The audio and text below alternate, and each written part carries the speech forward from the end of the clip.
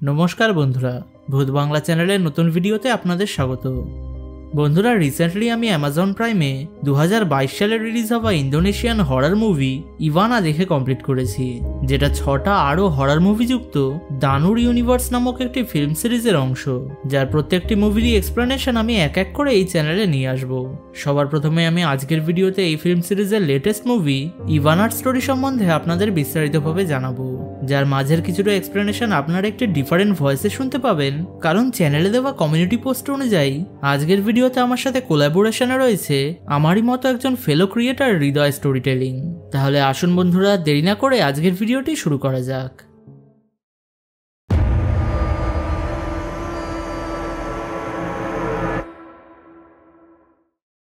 মুভির শুরুতে আমাদের 1943 ইন্দোনেশিয়ার এক ভয়ানক রাতের দৃশ্য দেখানো হয়, যেখানে কিছু জাপানিজ সোলজার্সরা একটি নার্সিংহোমে অ্যাটাক করে সেখানে আশ্রয় নেওয়া সমস্ত ইন্দোনেশিয়ান মানুষদের হত্যা করছিল ইন্দোনেশিয়াতে আধিপত্য স্থাপন করার জন্য।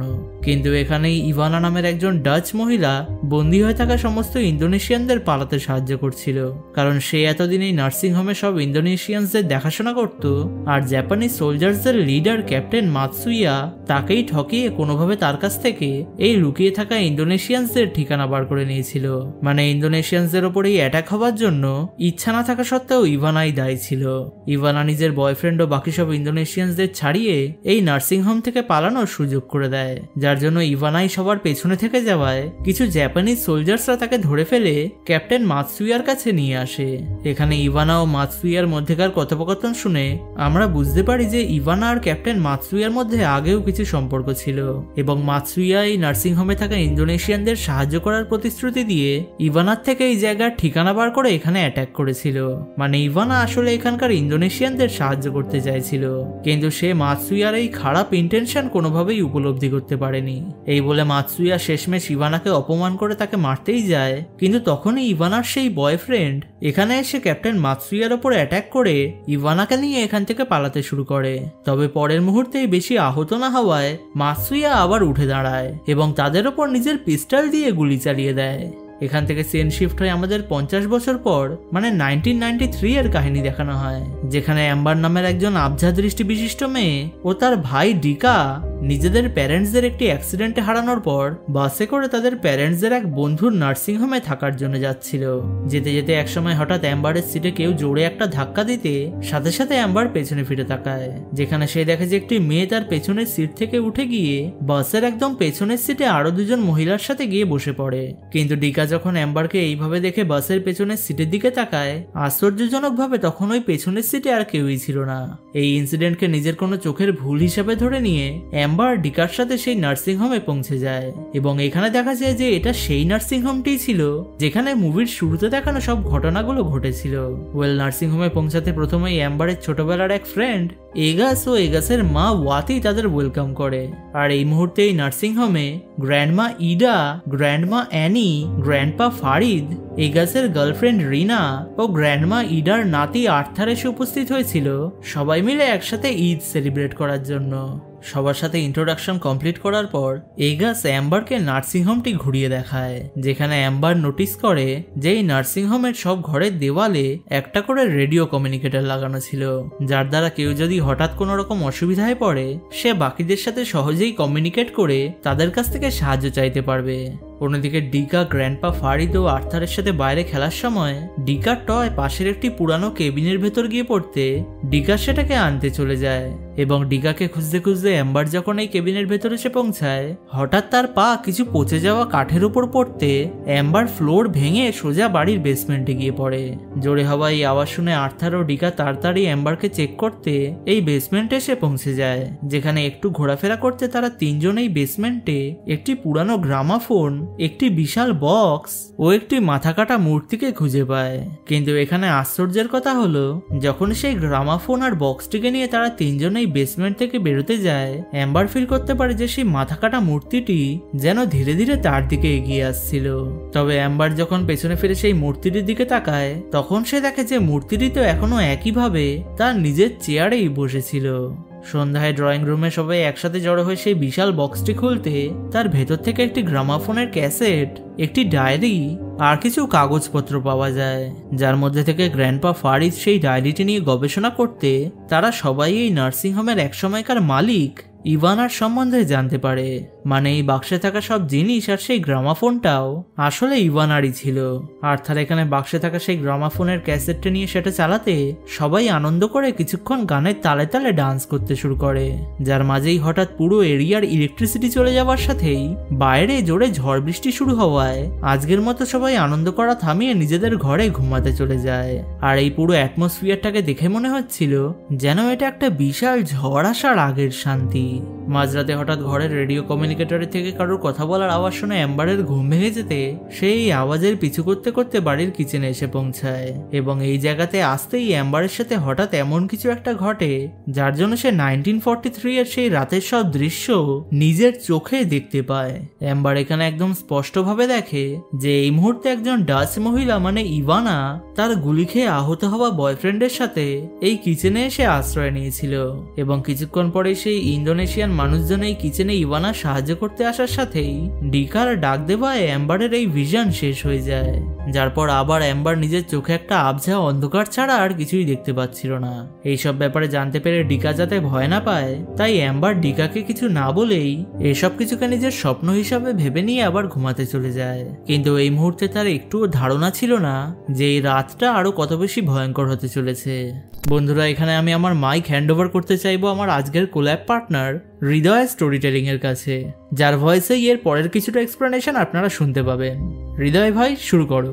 ওকে সন্দীপ, ধন্যবাদ তোমাকে আমাকে মাইকটি দেওয়ার জন্য। তো হ্যালো অডিয়েন্স, কি অবস্থা আপনাদের সবার? তো আমি হৃদয়, এখন থেকে এই গল্পের কিছুটা অংশ আমি আপনাদের জন্য এক্সপ্লেন করে দেব। তো চলুন কথা না বাড়িয়ে শুরু করা যাক। ওয়েল, অ্যাম্বারের সাথে এই ঘটনা ঘটার কিছুক্ষণ পরে হঠাৎ গ্র্যান্ডমা অ্যানির ঘরের রেডিও কমিউনিকেটরটি বেজে ওঠে, যার দ্বারা সে শুনতে পাচ্ছিল যে ইলেকট্রিসিটি না থাকা সত্ত্বেও ড্রয়িং রুমে কোনোভাবে এখন সেই গ্রামাফোনটিতে গান বাজতেছিল, এবং এই আওয়াজের জন্য তিনি বিরক্ত হয়ে যায়। একা একাই সেই গ্রামাফোনটিকে বন্ধ করতে চলে যায় গ্র্যান্ডমা অ্যানি। সে দেখে যে যতবারই সেই গ্রামাফোনটিকে বন্ধ করতেছিল সেটা কোনোভাবে নিজে নিজে আবার বেজে উঠছিল।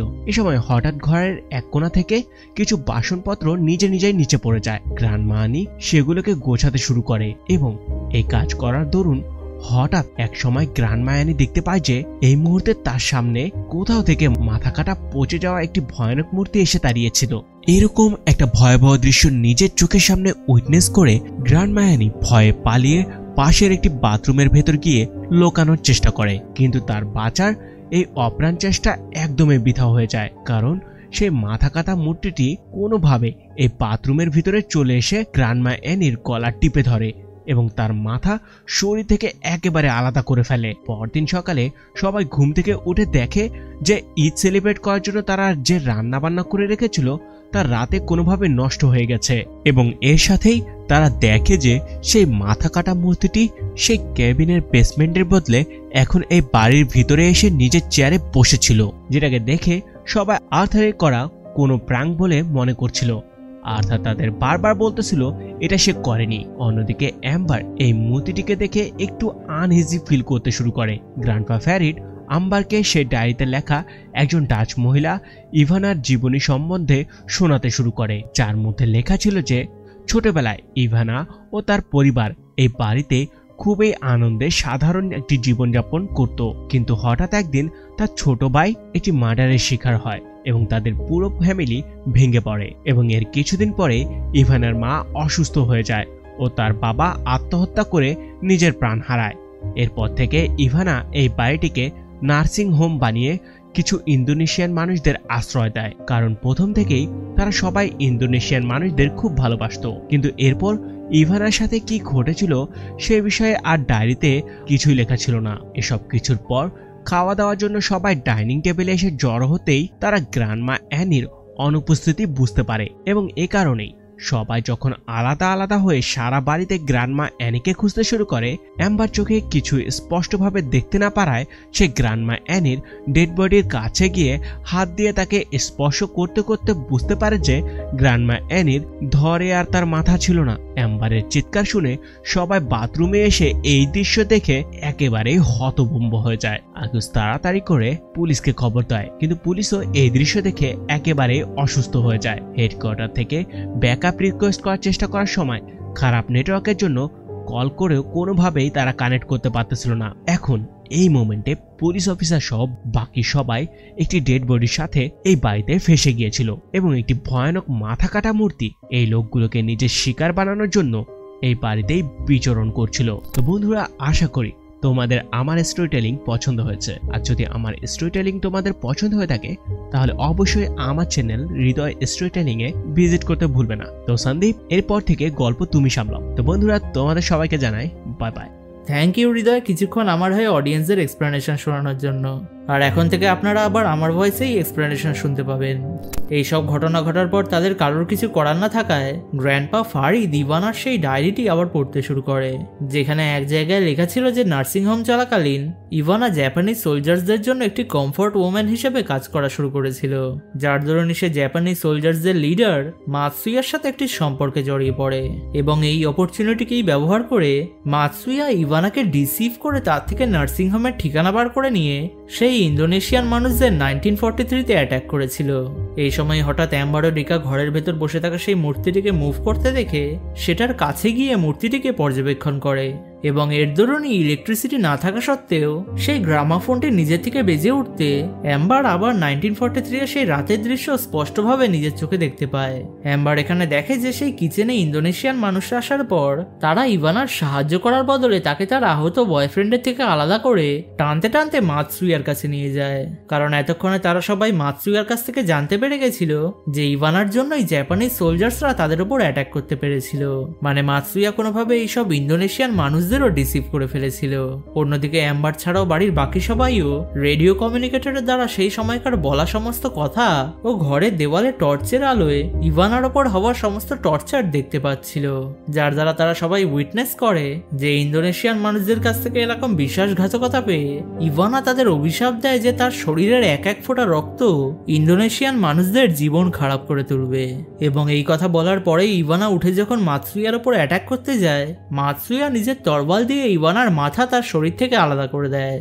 এইসব ঘটার পর সবাই যখন ইভানার ডেড বডির সাথে তার বয়ফ্রেন্ডকে ছেড়ে রেখে চলে যায়, তার বয়ফ্রেন্ড ইভানার মাথা কাটা বডিটিকে সেই কেবিনের বেসমেন্টে নিয়ে গিয়ে সেটাকে মাটি দিয়ে ঢেকে একটি মূর্তিতে পরিণত করে ফেলে এবং এই কাজের দরুন ইভানার বয়ফ্রেন্ড বেসমেন্টে থাকা একটি গ্রামাফোনে ঠিক সেই গানটিই চালিয়ে রেখেছিল যেটা সবাই ঘরের ভেতর এতক্ষণ শুনতে পাচ্ছিল।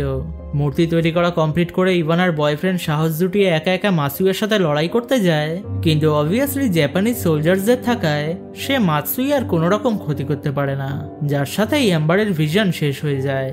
এখানে হঠাৎ বেসমেন্টে থাকা ইভানার খালি চেয়ারটি নিজে থেকে মুভ করতে পুলিশ অফিসার সেটার কাছে গিয়ে চেক করার চেষ্টা করে, যার দরুনই হঠাৎ ঘরের অন্ধকারের ভেতর থেকে সেই গলাকাটা মূর্তিটি সবার সামনে এসে প্রকট হয়ে পুলিশ অফিসারের ওপর অ্যাটাক করে তার গলা টিপে ধরে।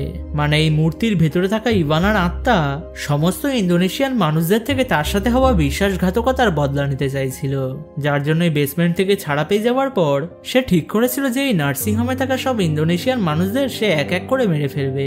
এগা সেখানে সাহস করে পুলিশ অফিসারকে ইভানার থেকে ছাড়িয়ে একটি লাঠি দিয়ে মূর্তিটিকে আটকে রাখায় বাকি সবাই বেসমেন্ট থেকে পালানোর একটা চান্স পেয়ে যায়, কিন্তু এগাসের এই সাহসিকতাই তার মৃত্যুর কারণ হয়ে দাঁড়ায় যখন ইভানার মূর্তিটি সবার সামনেই এগাসের মাথা ছিঁড়ে তার শরীর থেকে আলাদা করে দেয়।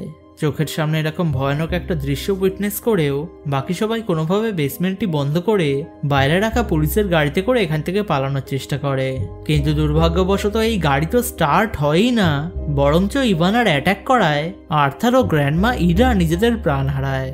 ইভানার অ্যাটাক থেকে বাঁচার কোনো রকম উপায় না খুঁজে পেয়ে অ্যাম্বার সবাইকে বলে যে ইভানার স্ট্যাচুটিকে তার মাথার কাছে ফিরিয়ে যদি সেটাকে ধ্বংস করে দেওয়া হয় তাহলে হয়তো তারা ইভানার অ্যাটাক থেকে বেঁচে যাবে, যেটা শুনে সাথে সাথেই সবাই গাড়ির থেকে বেরিয়ে ঘরে বসে থাকা ইভানার স্ট্যাচুটিকে নিয়ে বাড়ির পেছনের একটি কুয়োর কাছে পৌঁছে যায়। কারণ অ্যাম্বার তার ভিশনে দেখেছিল যে মাতসুয়া ইভানাকে খুন করার পর সে ইভানার কাটা মাথাটি এই কুয়োর ভেতরেই ফেলে দিয়েছিল। গ্র্যান্ডপা ফারিদ ও পুলিশ অফিসার মিলে স্ট্যাচুটিকে টুকরো টুকরো করে সেটাকে কুয়োর ভেতরে ফেলে আগুনে জ্বালিয়ে দেওয়ার জন্য ঘর থেকে লাইটার আনতে যায়।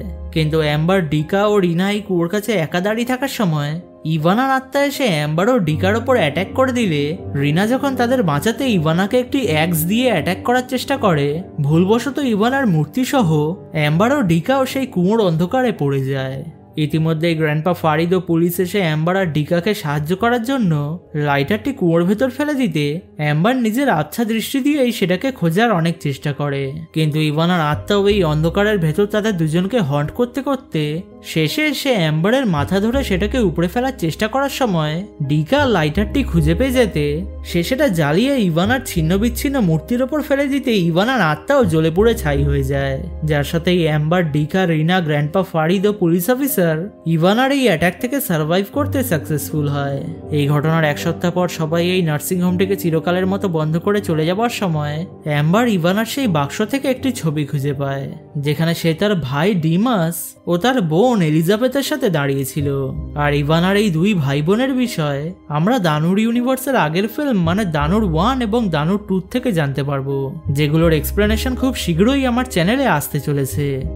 সবাই নিজের সব জিনিসপত্র গুছিয়ে এই বাড়ি থেকে চলে যেতে ইভানার সেই গ্রামাফোনটি আবার নিজের থেকে বেজে ওঠে, যার সাথে এই দানুর ইউনিভার্সের 6th ফিল্ম ইভানা সমাপ্ত হয়। সো বন্ধুরা, এই ছিল দানুর ইউনিভার্সের সব থেকে লেটেস্ট ফিল্ম ইভানার সম্পূর্ণ স্টোরি, যেটা একদম সিম্পল আর লিনিয়ার প্যাথে চলা একটি মুভি হলেও মুভিটির অ্যাটমসফিয়ার আর ব্রুটালিটি মুভিটিকে ভালোই ভয়ানক আর এনজয়েবল বানিয়ে তুলেছে। মুভিতে অ্যাম্বার নিজের প্যারেন্টসদের হারানোর অ্যাক্সিডেন্টে তার দৃষ্টিশক্তি কমে যাওয়ার পর থেকেই সে সাধারণ মানুষদের দৃষ্টির বাইরে থাকা সব জিনিস মানে ভূত, প্রেত, আত্মা ইত্যাদি দেখতে পাওয়ার ক্ষমতা পেয়ে গেছিল, যার বিষয়ে অ্যাম্বার আগে থেকেই অবগত ছিল। এবং তার কাছে এই স্পেশাল পাওয়ার থাকার কারণেই সে ইভানার সাথে হওয়া সমস্ত ঘটনা নিজের চোখে দেখতে পাচ্ছিল, মানে সে নিজে কোনোভাবে স্পিরিট ওয়ার্ল্ডে প্রবেশ করার ক্ষমতা পেয়ে গেছিল, যেটা নিয়ে হয়তো দানুর ইউনিভার্সের পরের মুভিগুলোতে আরো বেশি করে এক্সপ্লোর করা হবে। এখনো অবধি এই মুভিটি হিন্দি কিংবা ইংলিশ ডাবিং এ রিলিজ করা হয়নি, কিন্তু আপনি যদি শুধু ইংলিশ সাবটাইটেলসের সাথে কোনো মুভি দেখতে দ্বিধাবোধ না করেন তবে অবশ্যই একবার এই মুভিটি ট্রাই করতে পারেন। আর খুব শীঘ্রই আমি এই চ্যানেলে এই দানুর ইউনিভার্সের বাকি সব মুভিজ মানে দানুর 1, দানুর 2, দানুর 3, আশি 1 ও আশি 2 এরও এক্সপ্লেনেশন নিয়ে আসবো।